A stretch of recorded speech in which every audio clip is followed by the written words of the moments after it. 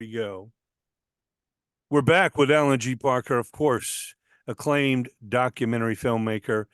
Alan, how did you get interested in this? Obviously, you're a music fan. Um, what was the first doc, and what has fueled your passion? Me becoming a documentary or even a film director is about as likely as me becoming the next man on the moon. Um, I was working at EMI Records. I was at a pretty good thing going on there. I was working in the catalog department, Okay. reissuing many classic albums, but with bonus tracks and bigger booklets, etc. I was also working very closely with one or two of my own, what I call my personal bands, to the point of going out on the road with them and being involved in a few projects that didn't go under the EMI radar, went under other companies that I would help out with.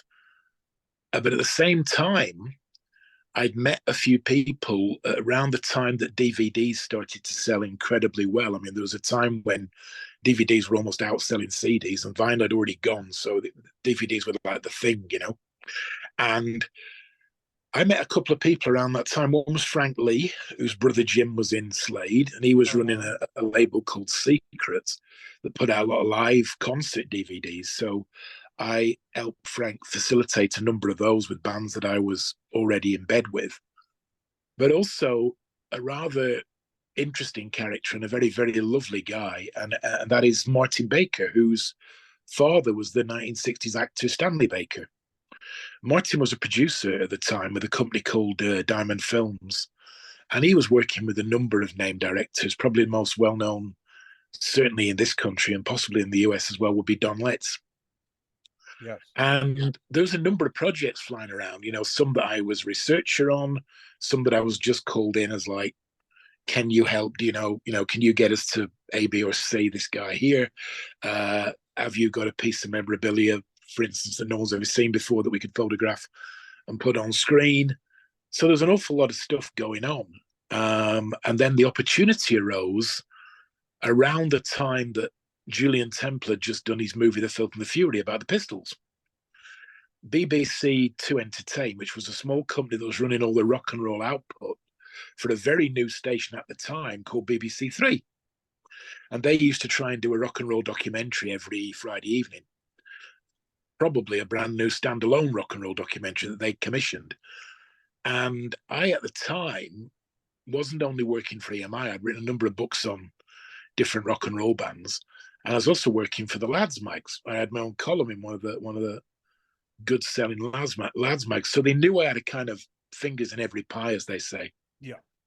And they came to me and they said, look, Julian's film, Filth and Fury, is amazing, but it's only got in it the opinions of John Rotten, Steve Jones, Paul Cook, and and Glenn Matlock, and of course, via archives, Sid Vicious. They said what would be really good is if there was another sort of companion documentary movie that told the story of, if you like, the Backroom Boys. So you know Malcolm McLaren, um, Steve Roden Connolly, the band's roadie, John Boogie Uh-huh. Tiberi, their tour manager, Alan Leather and Bones Jones, who worked in the shop for Vivian. It was all kind of like the seditionaries, glitter best, whatever you call them, backroom staff. I was offered it via people I was already working with. And I initially they were sort of saying, "Would you like to direct it?" I said, "Well, guys, I've never directed anything before in my life." And I talked to Don, I spoke to Martin, and they both sort of said, "Look, it's not much different than writing a book. You know, you go out and do all your interviews, Yeah. and then you put them in some kind of logical order, and then your images and your archive go on top, and you've got a story. You know, Yeah. You just organize them. so yeah, just put them in order, and you've got a story." So I turned to Malcolm McLaren, who by then I'd known a number of years. Malcolm was then living in Paris, and I rang him and Uh-huh. said, "Would you be interested in there being a documentary that's going to go out under the rather crazy name Nevermind the Sex Pistols, and it's going to be kind of the backroom story?" I said, "But just before you answer me, bear in mind Rodent and Boogie and Leather and Bones Jones and Glenn Matlock, who was my neighbour at the time around the corner in Maida Vale, a few other people had already said they were going to be in it. Steve Dingle from the Buzzcocks had said he was going to be in it." And Malcolm said, "Well, if that lot are in it, I'd be stupid for me not to do it." And he was a bit upset at the time that he'd not been allowed an opinion in the Filth and Fury movie. So he came on board and we made this little, very low budget little thing for BBC Three called Never Mind the Sex Pistols. Yeah. It went out onto BBC Three. It was then released in a slightly longer format on DVD under the same title. And we just got on with our lives. I didn't ever presume I'd be making another documentary. Fast forward about 6 months, and Time Out magazine in the UK do their end of year charts, best book, best album, all them kind of things. And there we have best documentary, Never Mind the Sex Pistols by Alan Parker. And you could have knocked me down with a feather. I was like, oh, okay.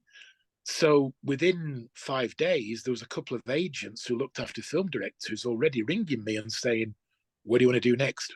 Now what? And I sort of thought, wow, this looks like it's got legs. It could be a career. And without any exaggeration, within about 6 weeks, we were back on set and we were shooting a documentary for Sky Television called Rebel Truth, The Story of the Clash. Absolutely amazing.